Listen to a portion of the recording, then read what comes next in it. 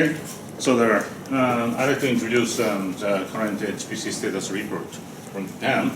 And first of all, I'd like to confirm that the HPC infrastructure is a central organization and framework to have an infrastructure deployment, and also they're pushing their software application and system software development in Japan.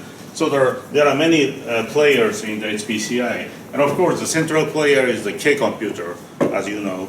And also there are 9 supercomputer centers over the 9 universities in Japan, plus several governmental research institutes also provide the supercomputer resources. So I don't tell any detail about each supercomputers. The K-computer is still working with 10 petaflops performance, and there are several petaflops class supercomputers in Japan, and also there are a variety of their architectures, like PC clusters, accelerator like a GPU or a Knight's Corner mic, and also the vector architectures. So each supercomputer center replaces the machine from 4 to 6 years of period.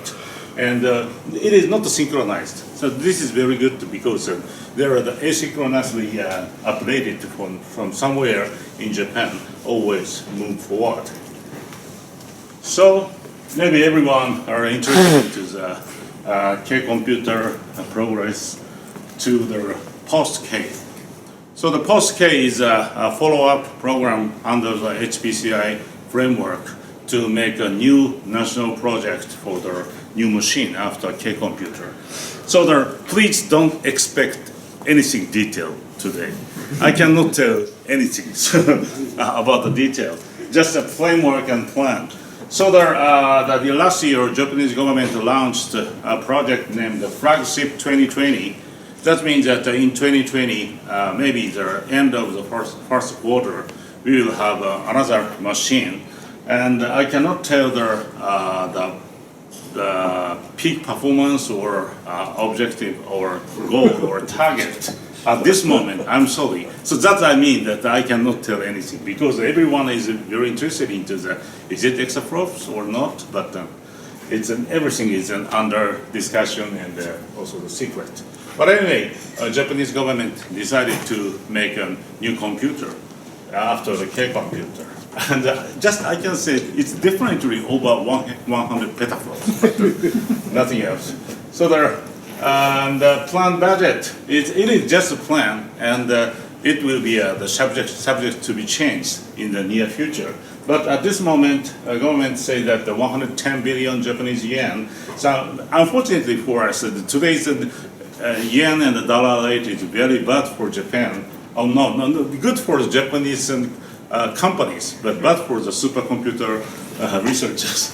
Anyway, so under the 120 Japanese yen per dollar rate, it's about a little bit less than 1 billion US dollars. So that is almost the same range of the K-computers development and deployment.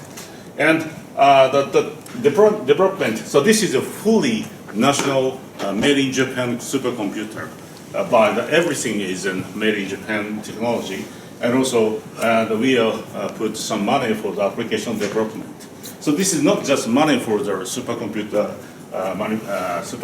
development. And the RIKEN AICS, that is the hometown of the K-computer, it is still working for the leading the central organization of the post-K project. And it started from last year, and Fujitsu is again selected as a main contractor for the main vendor for the supporting the system. And now we are here, 2015 Q2, still on the basic design, and maybe very early next year we start the detailed design and also how to implement the system. And manufacturing will start from the second quarter of 2018. So this is a very big problem because it takes very long time to make the chips and the network and the storage and everything. And the RIKEN is now expecting to take more than 1 year for the deployment of the full system. and operation will start the second quarter of 2020. This is because the fiscal year of Japan starts from April. So this Q2 is just say that April, beginning of April. Not like Q2 means the end of June, like many of vendors. Okay. So the plan of the flagship 2020 or so-called post-K project. So there are several limitations, of course, and just I can say that the Fujitsu was selected as a vendor partner with RIKEN, and we have about up to 30 megawatt of the power consumption limitation, and also the Kobe AICS building will host the machine. So it means that the K computer will be replaced with the post-K flagship 2020 machine, and the budget for the development and hardware development and also the production, including the application software development. And many people strongly require that some degree of the compatibility with current K computer. This is not a perfect just an enlargement of the K computer, but many people like, especially for the application people, like to continue some similar system with the K computer. So the basic design is now ongoing, and most importantly, we don't include any accelerators. So this is a flat, pure CPU machine. And co-design is, of course, a very important keyword based on the application. So this is a very not an interesting picture, but based on the K computer development by Fujitsu, so we introduced an enhanced TOFU network, a new version of TOFU, and a CPU with many core processors, and also the interconnection interface is included in the chip. And power node feature is also important to save the power.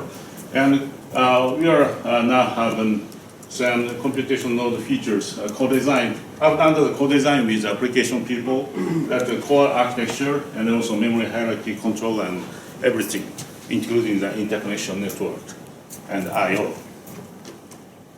So how much time do I have? 3 minutes? Okay. So there are co-design elements. There are many of the elements, but I like to skip it because everything is just you can easily imagine. But we consider everything for the designing under the application.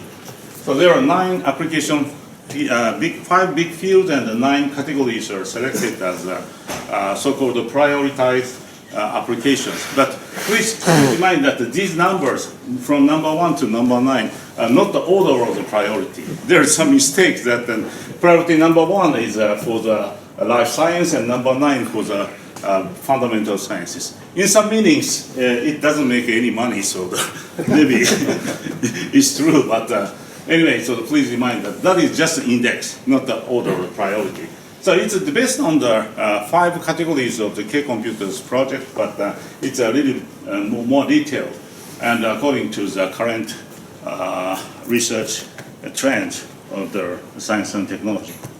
And there are additional 4 categories. This is not officially selected, but this is a very potential seed of the expansion of the program for the very cutting-edge new science. So the organization is very complicated, but the RIKEN, AICS, and the MEXT, Ministry of Education, Culture, Society, Sports, Science and Technology, is leading the entire project.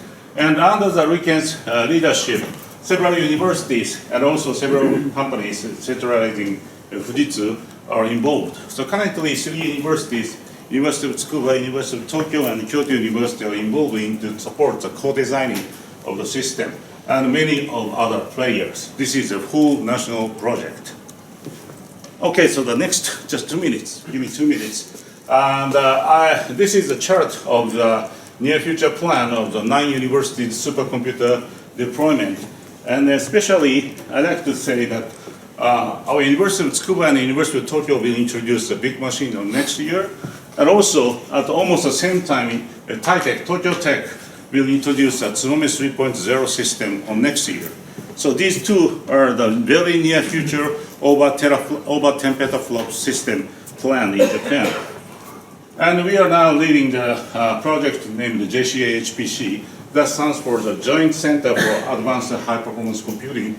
This is a joint project between the University of Tsukuba and the University of Tokyo to deploy about the 30 petaflops class of the system, or maybe 10,000 computation node system based on the many core architecture without any accelerator. So this is just to show the current plan, only current plan. The subject to be changed. But we will introduce over 25 petaflops, maybe up to 30 petaflop system based on the many core processor and 100 gigabps class full bisection bandwidth of the factory network with 20 petabyte of the storage. And it will be introduced to the Kashiwa campus. That is on University of Tokyo's place, but we will share the machine on that place with about less than 5 megawatts of power consumption in the second half of next year. So why Kashiwa is that? So this is a Kanto area, Tokyo area, and that one is our University of Tsukuba. This one is University of Tokyo, and Kashiwa is just in between two universities. So logically and physically, this is an ideal place to share the machine. Okay, just 1 minute. So next, sorry, this is an, I'm chair, I'm sorry. So this is finally, I'd like to briefly introduce Tsubame 3.0. So this busy slide is learned from the Satoshi Matsuoka. So always his slide is so busy, but this one is extremely busy. And finally, anyway, under the many of the background, they are planning to have a new Tsubame system based on the accelerator, probably GPU, on the next year, second half of next year, and targeting the about 20 petaflops to 30 petaflops. So he summarized that chart that from the Tsubame 1.0, starting from the clear speed accelerator, 2006, and this is almost 10 years later, finally they expand about 420 times of the peak performance and also 240 times of their performance per watt. So the goal of Tsubame 3.0 is achieving almost close to the 10 gigaflops per watt of the big challenge of the green computing. So that is his message. Okay, that's it from me. Thank you.